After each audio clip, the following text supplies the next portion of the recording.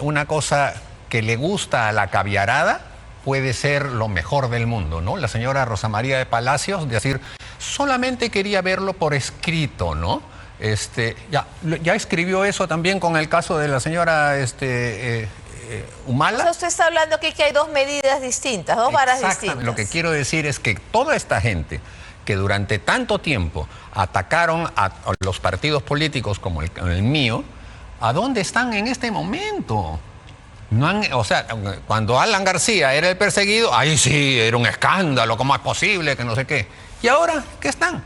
Con el rabo entre las piernas. Lo que ocurrió fue que toda esta gente, toda esta gentuza que yo me estoy mencionando ahora, empezaron a hacer todo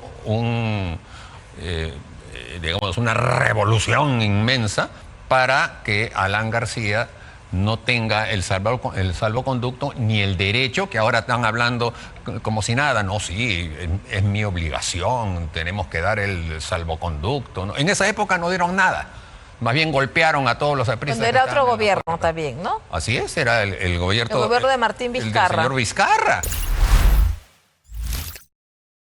Pero ahora ya está aquí al final del día el ex congresista y militante aprista Mauricio Mulder, con quien analizaremos estos temas. Buenas noches, bienvenido al final del día. ¿Qué tal, Diana? ¿Cómo te va? Bueno, Nadine Heredia ya está en Sao Paulo. Es decir, en menos de 24 horas no solamente consiguió el asilo, consiguió el salvoconducto y esta madrugada un avión de la Fuerza Aérea de Brasil la recogió y ahora ya se encuentra en Sao Paulo. Efectivamente. ¿Cómo analizamos este salvoconducto y asilo express? Bueno, en primer lugar, yo me pregunto, o te pregunto también porque tú debes recordar, ¿el señor Cateriano ya fue a Brasil a denunciar este tema? Porque cuando se trató del caso de Alan García, él hizo eso. Ahí fue hasta estamos allá viendo, precisamente. Así es. Ahí estamos viendo a Nadine Heredia, que luce un collarín. Esas son las primeras imágenes de Nadine Heredia en Sao Paulo. Ya está ella en Sao Paulo, Brasil, con su menor hijo, con Samir Humala Heredia. Efectivamente, ha sido un desenlace express, por decirlo de algún modo. En menos de 24 horas ella ya está. Usted estaba recordando. Yo estaba recordando todo lo que pasó con el momento en el que Alan García entró a la embajada del Uruguay y le dieron el salvoconducto y le dieron además el asilo. El hecho de que en ese momento toda la caviarada empezó a hacer toda su alaraca, hay que recordarlo, porque, por ejemplo, el señor Gino Costa ya se fue a la puerta de la embajada del Brasil a golpear a alguien ahí, porque eso fue lo que hizo cuando fueron a la embajada del Uruguay y agredieron a Lucho Alba, que era simplemente un militante del partido que vivía por ahí, ¿no? Ahora, o sea, pero ver, aquí se han habido críticas también. Yo digo estas cosas porque en nuestro país una cosa que le gusta a la caviarada puede ser lo mejor del mundo, ¿no? La señora Rosa María de Palacios, decir, solamente quería verlo por escrito, ¿no? Ya escribió eso también con el caso de la señora Humala. O sea, usted está hablando aquí que hay dos medidas distintas, dos varas distintas. Lo que quiero decir es que toda esta gente que durante tanto tiempo atacaron a los partidos políticos como el mío, ¿a dónde están en este momento? O sea, cuando Alan García era el perseguido, ahí sí, era un escándalo, ¿cómo es posible? Que no sé qué. ¿Y ahora qué están? Con el rabo entre las piernas. Y eso es lo que a mí me subleva. Porque después la gente se olvida de estas cosas y siguen pontificando para arriba y para abajo. Entonces, eso es una de las cosas que uno tiene que siempre recordar, porque en nuestro país la gente es absolutamente... se olvida de este tipo de cosas y no llevan a una cuenta real de lo que son las personas que tienen este tipo de cargos en Quizás porque el gobierno no quiso alguna alaraca de algún tipo, es que Brasil le dio rápidamente el asilo y el gobierno peruano le expidió inmediatamente el salvoconducto. Escuchemos lo que ha dicho hoy día el canciller Elmer Cialer. porque hoy día, después del Consejo de Ministros, Elmer Chaler ha explicado, aquí ha habido una crítica fundamental, y es que cuando hay una persona condenada, no se le puede o no se le debe dar el asilo, pero el asilo le corresponde no al Perú. El que da el asilo es el Brasil, ¿no? Entonces llama la atención, además que bueno, no llama la atención, se entiende, pero escuchemos ahora lo que dice el canciller Elmer Chaler.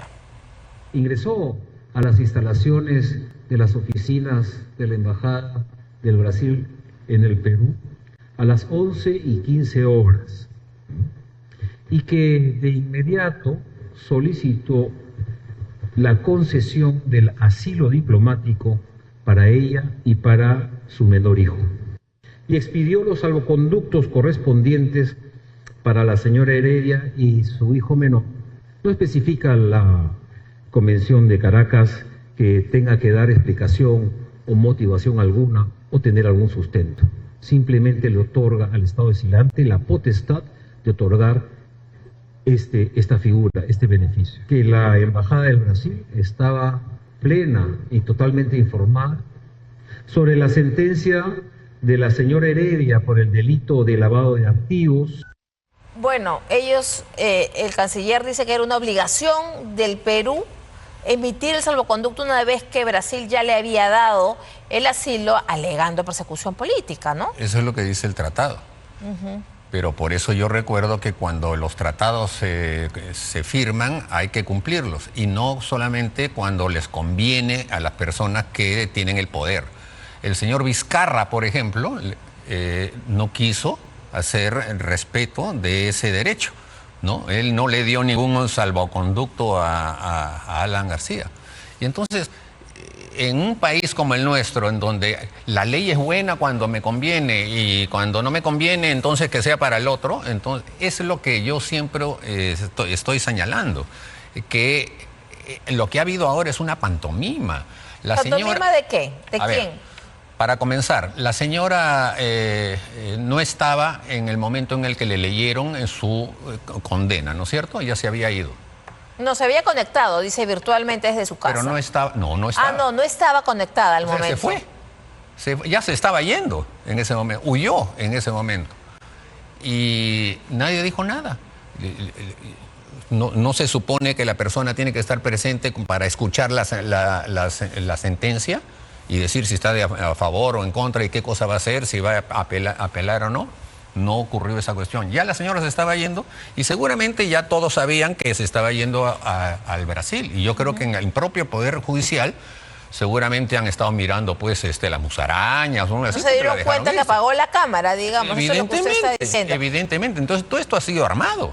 Y ha sido armado por Lula, que es el gran corruptor de toda América Latina, y todos sus corifeos que recibieron plata y que todavía aquí en el Perú siguen estando tranquilos, ¿no? La señora Villarán, no pasa nada. ¿Y qué va a pasar? Seguramente nada tampoco, ¿no? El señor Ollantumala, que ya está en el penal de Barbadillo desde anoche, en su alegato final del 25 de marzo en el juicio, acusó a su partido, al APRA, de haber iniciado una persecución política en su contra desde que inicia su gobierno, dice, apoyado con otras fuerzas. Eso lo dijo en su alegato final del 25 de marzo, pero no era novedad, porque ya en noviembre del 2018, precisamente cuando Alan García solicita el asilo, también se refiere a su partido. Recordemos lo que dijo entonces Ollantumala. Es una actitud cobarde e irresponsable lo que ha hecho García, que está comprometiendo la política exterior del país. Está mintiendo groseramente cuando se autodenomina él perseguido político, no lo es. Más bien quiere hacerse pasar como víctima el que ha sido victimario. Yo, como soy un testigo de excepción, cuando hemos sido gobierno, cómo nos han enfrentado este bloque antidemocrático que es el fujimorismo y el APRA. Hoy día lo que no está diciendo él es que él era el que hacía la persecución política, él era el que acosaba políticamente a los ministros, al gobierno, sino las pruebas al canto. Mira el sinnúmero de investigaciones que tenemos en el Congreso de la República, los procesos judiciales, y ahora estamos viendo toda esta banda de funcionarios corruptos en el sistema de justicia como Inostroza, que tenían pues conexiones con operadores apristas y fujimoristas, ¿no? Como Mulder y Becerril. Lo que creo... Bueno, le hace un señalamiento directo, ¿no? Por tener relaciones con Inostroza, dice, como Mulder y Becerril, y califica, acusa a Lapra y a Alan García, que paz descanse, ya no está entre nosotros, le dice que era el perseguidor, que él era que no era víctima, sino victimario. Y eso es en las fechas que cuando ya García estaba en la Embajada de Uruguay. Bueno, a ver, ¿qué cosa? A ver, ¿y ahora cómo está él? ¿No es cierto? O sea, para que veas cómo las cosas dan vueltas. Y yo creo que un fronterizo como este señor, que realmente fue como presidente de la República un desastre, recibió un país que había crecido enormemente y lo volvió como un país que retrocedió de nuevo a la pobreza. Solamente ese dato es suficiente para demostrar la incapacidad de esta persona. Pero no solamente es por la incapacidad que estoy hablando, sino porque también está condenado a 15 años de prisión por corrupto. Ese es el tema de fondo. De eso debería hablar. Él está condenado. Y eso es lo que no hay que olvidar. O sea, no se trata de personas que simplemente hicieron la política y se equivocaron. No. Son unos choros. Y esos choros son los que ahora quieren salir porque tienen la complicidad del gran choro, que es el señor Lula, que está en Brasil. Ahora, se dice que esta condena no se ha llegado a probar si recibió dinero de Venezuela, que no se ha llegado a probar varias cosas. Incluso abogados penalistas, como el doctor Humberto Abanto, que es allegado a su partido, al APRA, ha criticado duramente la sentencia del colegiado de ayer, casi que la califica como un mamarracho. ¿Usted ha escuchado las críticas, ha escuchado el momento que dieron la sentencia? Una cosa es decir las cosas políticas en un debate y otra cosa es en un tema judicial. Si se está diciendo que una sentencia no sirve para nada, que es un mamarracho, tendrán que demostrarlo. Pero es una sentencia, ¿no es cierto? ¿Y cuántas otras personas, y miles de personas, tienen que someterse al Poder Judicial y tienen que acatar lo que les van diciendo? Entonces, en este caso, es una decisión que se tomó claramente por parte de la sala.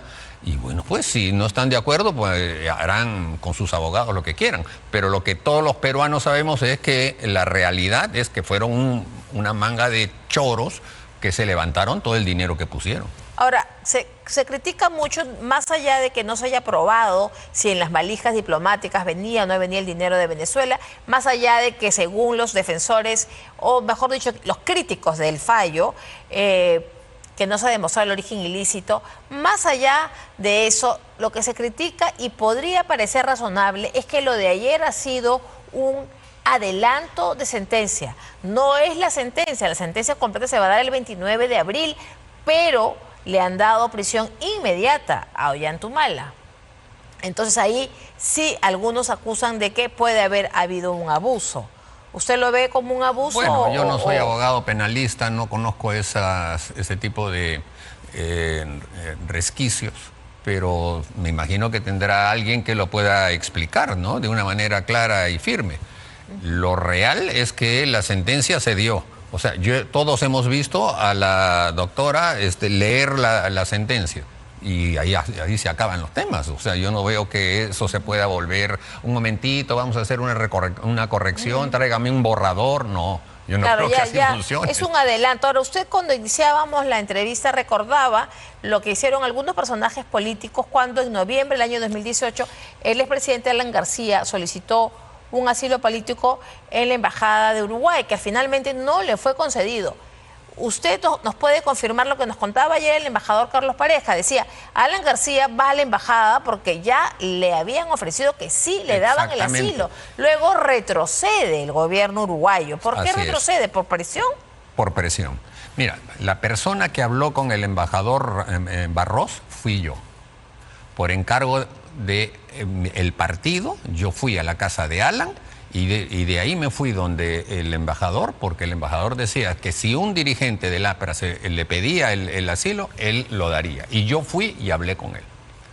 y lo dio abiertamente. Y yo regresé a la casa de Alan y fuimos a la embajada y el embajador abrió la puerta y le dijo: bienvenido al Uruguay, señor presidente. Eso yo lo he contado varias veces. Y lo que ocurrió fue que toda esta gentuza que yo me estoy mencionando ahora, empezaron a hacer todo digamos, una revolución inmensa para que Alan García no tenga el salvoconducto ni el derecho, que ahora están hablando como si nada. No, sí, es mi obligación, tenemos que dar el salvoconducto, ¿no? En esa época no dieron nada. Más bien golpearon a todos los apristas. Cuando era otro gobierno también, ¿no? Así es, era el gobierno... El gobierno de Martín Vizcarra. El señor Vizcarra. El señor Vizcarra escribió documentos y se los mandó al señor presidente del Uruguay con puras mentiras. Con puras mentiras. Ahí está ese pobre hombre y seguramente en algún momento también le va a caer una sentencia, porque todos esos son personas que tienen antecedentes penales de ser choros. Ahora, y a eso los estamos tratando como si fueran la santa palabra. Bueno, hay similitudes, pero sobre todo diferencias entre los pedidos, que el último pedido de asilo antes de Nadine Heredia fue el de Alan García, que no tenía ninguna condena ni estaba sentenciado. Hay una diferencia. Alan no tenía nada, le habían solamente puesto una orden de arraigo. Y justamente eso fue lo que llevó a que la señora Rosa María Palario se dijera: quería verlo por escrito, ¿no? O sea, qué morbosidad es esa de decir ese tipo de cosas, que ahora ya no los veo. ¿Dónde están estas personas que decían esas cosas? ¿A usted le gustaría ver que las personas que se opusieron al asilo se traguen sus palabras? No, o que hagan un pronunciamiento respecto a este asilo, por lo menos. Efectivamente, por supuesto, eso sería lo lógico, ¿no? Que digan: me equivoqué en este momento y ahora estoy pagando las consecuencias. Eso sería lo lógico, pero estamos en el Perú. No creo que lo vayan a hacer. Ya que estamos hablando del presidente Alan García, mañana, 17 de abril, se cumplen 6 años de su muerte, ¿no? Ustedes van a recordarlo de algún modo especial, va a haber alguna ceremonia o partidaria o qué reflexión nos puede dejar después de 6 años. Bueno, lo fundamental es que Alan murió en su ley, sabiendo que estaba perseguido insanamente y sabiendo que la historia que él había ya generado en sus 2 gobiernos estaba escrita y nadie la podía cambiar, y tomó la decisión que tomó. Lo que nos toca a nosotros es investigar ese tema. ¿Por qué no se ha investigado? Es increíble. O sea, matan a un presidente, y digo matan. Claro, porque él se suicida en su domicilio cuando van los fiscales a decirle que tiene un arresto domiciliario. Así es. Esos fiscales prisión preventiva. Esos fiscales entraron con cámaras. ¿Dónde está el video en donde se ve que se está matando? No existe. No existe. No, porque él se encierra en su cuarto. No. Él entra a su cuarto, está con la pistola, pero no se ve el pistoletazo. ¿Por qué? Porque el video lo cortan. Cuando pasa esa secuencia, yo lo he dicho ya varias veces, lo llevan al Ulloa no en una ambulancia, que estaba a 2 cuadras, lo meten en la maletera del carro del propio Alan y lo embuten allí. La propia seguridad del presidente García es la que lo traslada. ¿Y dónde estaban todas las demás? O sea, lo trasladan en una camioneta del tamaño que tenía Alan para ir 2 cuadras. O sea, estaban vejándolo en ese momento, lo estaban vejándolo. Y hasta ahora no se sabe realmente qué cosa es lo que pasó allá adentro, porque si uno entra con una cámara tiene que ser continua. La cortaron 4 veces, es increíble. En esta coyuntura que, como decía yo, que antes de Nadine ha sido Alan García, son 6 años que han pasado de la muerte, una reflexión más allá de los hechos que luego de 6 años vamos conociendo con más detalle, pero una reflexión sobre la ausencia de Alan García luego de que se le negara precisamente el asilo, y ahora hemos tenido un asilo prácticamente inmediato y express, ¿no? Express. Bueno, esas son las paradojas de nuestro país. En algún momento los historiadores harán el balance de lo que corresponda en estas coyunturas, pero yo lo que creo es que eso es parte de la historia de nuestro país porque la hemos visto antes también y porque también este tipo de situaciones han ocurrido en los tiempos pasados. Y creo que todavía el Perú no llega a ser un país maduro. Como decía Luis Alberto Sánchez, todavía seguimos siendo un país adolescente, ¿no? Así que nos dejamos llevar por las cosas inmediatas. Y esto es parte de todo eso, ¿no? Porque cambiar de posición de un día para otro y decir las cosas como se están diciendo en este momento demuestran pues esa posición adolescente, ¿no? Ahora, seguimos siendo, usted dice, un país adolescente. Hemos hablado ahorita de una paradoja de que se cumplen mañana 6 años de la muerte del expresidente Alan García, luego de que se le negaron asilo. Segunda paradoja, y es que justo le dan en la víspera el asilo, en la víspera del aniversario de la muerte de Alan García, se le concede el asilo a Nadine Heredia. Y otra paradoja es que hemos recordado el día lunes el fallecimiento de Mario Vargas Llosa, que surja la política oponiéndose a Alan García, y al final, durante el gobierno de Alan García, García Pérez lo condecora y Mario Vargas Llosa reconoce el gobierno, el segundo gobierno del presidente Alan García. Ahí podría haber una lectura política interesante, ¿no? Usted, claro, siendo militante, ha sido testigo de todo, ¿no? Así es, sí, yo recuerdo perfectamente ese momento. Y sin duda ese fue un momento de madurez, fue un momento sólido de dos personas que tienen su nombre escrito en la historia del Perú. Y eso creo que es lo que en ese momento ambos quisieron hacer, dejar el legado de que por más que haya guerras internas y haya odio, el país sigue siendo, nuestro querido Perú sigue siendo lo que es, y por ahí seguimos teniendo que trabajar.